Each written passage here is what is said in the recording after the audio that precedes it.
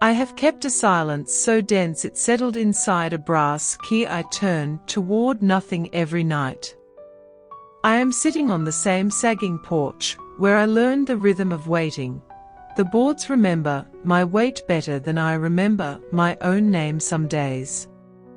The porch light hums like an insect. The town breathes thin and slow in winter, the way an old neighbor exhales through a cracked window.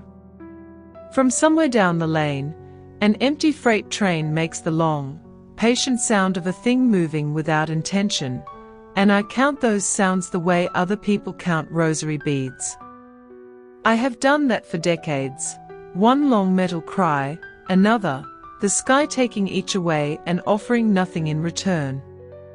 There was a time when the porch smelled only of lemon oil and wool. I had hair that caught the sun and a laugh that startled the kitchen curtains. I kept my small life on the stove and the mailbox and the bedside table where letters came and left like birds. The town then felt like a map you could fold and trust. The streets had a kindness to them, the sort of quiet that lets you hear the stove ticking behind closed doors. I learned to make my peace with small things. How the train's whistle flattened on cold nights. How the gas station neon looked like a lost postcard. How the diner far down Route 11 burned coffee until it tasted like business cards. I married a man who liked to fix things that weren't broken. He would hammer at a chair leg until it looked new, and then worry at it some more, as if the world needed convincing to keep holding us. I thought that was love. This insistence on making ordinary things last. He worked nights. He would stand at the window in his coat, watching the tail lights go out, and once he put a note in my palm and told me it was a key for the shed in back, where he kept parts and plans and a small, wrapped thing he said he'd show me when the snow melted. I put that key in the pocket of my apron and forgot it until winters came that never unlatched. There is a photograph folded in the back of my Bible, edges softened by thumb and rain. In it I am young and the light is cruelly flattering. He is thinking of something else. Beside us there is a baby asleep in a wool blanket, a curl across her forehead like a secret.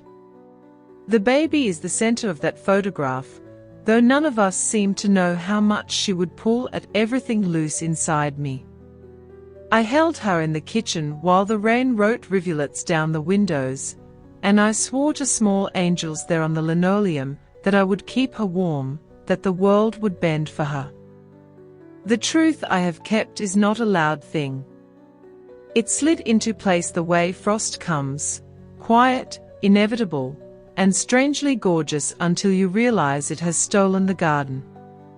When the hospital lights were white and the nurse's face was a map of polite exhaustion, I made a choice that looked like charity and looked, in fact, like cowardice. A woman came into the ward with eyes that had been hollowed by something older than hunger.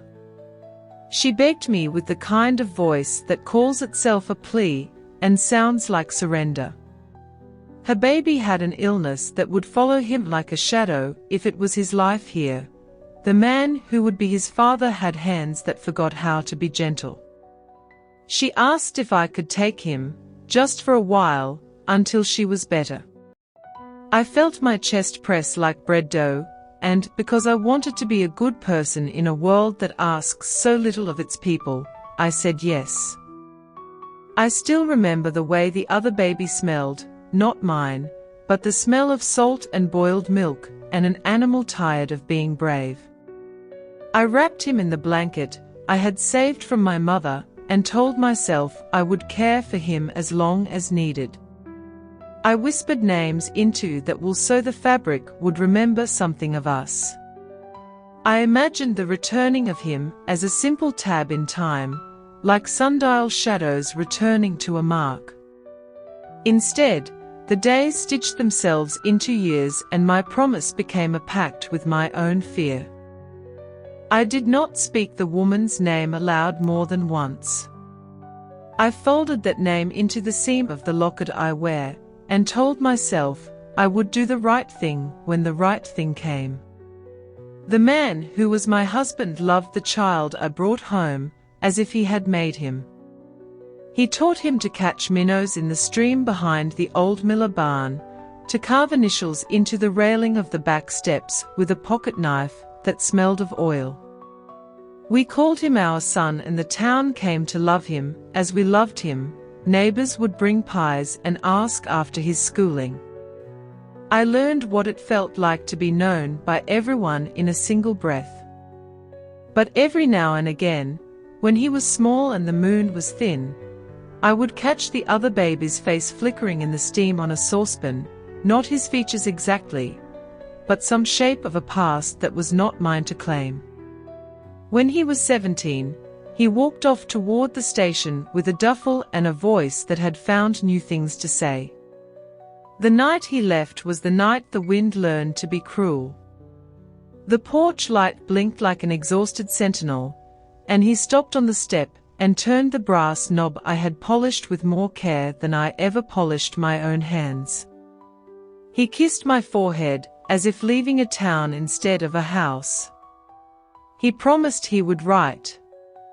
He promised he would return with something to make the porch seem small, with stories to spread out like maps. I watched him until the train took him, and then I sat on the steps with the weight of the night in my lap. The letters came at first, the careful, polite scrawl of a boy learning to see the world. Later, they slowed. Later still, they thinned to nothing. People in town said that was the way of boys, that they went to find a life and sometimes forgot the address. I kept the ones he sent, tucking them into the jar on the mantel with the coins we used for Sundays. I would read them aloud to myself, tasting his grammar and the places he had sat and how the trains smelled different in other towns. The hurt was manageable until I found a paper in the library, a small, yellowing clipping about a boy who had died in a town 5 states away, listed without much more than a name and a hospital. My first thought was that it was not him, that the town paper made mistakes like that. My next thought was a dizzying, private thing. Perhaps I had traded one life for another. The clipping named a mother I had seen, once, in the hospital, with eyes like weathered coins. My hands learned to tremble, my palms remembered the feel of that other baby's head, as if it were a relic. I walked to the train station and listened to the boards, as if they would tell me whether a man has lied. I never told anyone the way I had taken the other child home, how I had wrapped him and called him mine. I never told them I had been both thief and savior, depending on which way the wind lay. I could have written to the woman and said, "I kept your son safe, I can return him." Instead I kept the letters and the jar of coins and the bowl of keys by the door, and I waited for the right frost that would bring confession to my tongue. I convinced myself that time made things simpler, that truth could be smoothed like an old quilt. What punished me most was not the secret alone, but the shape it made in the years. A hollow I could not fill no matter how many pies were left cooling on my sill. My boy grew angry in ways I didn't understand, folding his silence into a kind of armor. He slammed doors that would not swing open and left holes in the kitchen where laughter used to sit. We spoke around the truth with the courtesy of two people polite to a mutual stranger. When he left, I thought the town had taken him like a harvest and the wind had simply kept it. When I found the clipping, the map of my decisions rearranged itself into a landscape I did not recognize. I have tried, in the softer hours, to name what I owed and to whom. I have written to no one and to everyone with the same breath, words that begin with forgiveness and end, always, with some practical plan I never enact. I polished the brass key for no door. I set extra plates at dinner to remember other people. I leave the porch light on even when it seems foolish. These are small atonements, as if the world keeps a ledger and accepts quiet coin.